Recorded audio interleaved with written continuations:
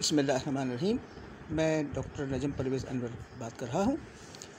ये इस वक्त आप देख रहे हैं मेरे चाय का प्याला यानी मग। मैं हमेशा इसी मग में चाय पीता हूँ, इसे खुद धोता हूँ और इस्तेमाल करता हूँ।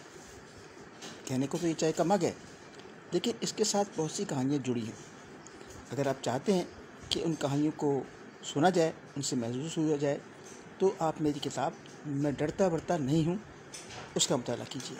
अब ये किताब छपी नहीं है, सिर्फ हम व्हाट्सएप पे दे रहे हैं और आप अपना व्हाट्सएप नंबर हमें शेयर करें, हम आपको ये किताब भेज देंगे। अब तक इस किताब के 100 से ज़ायद सफ़ात लिखे जा चुके हैं और लोगों ने इसे सराहा है।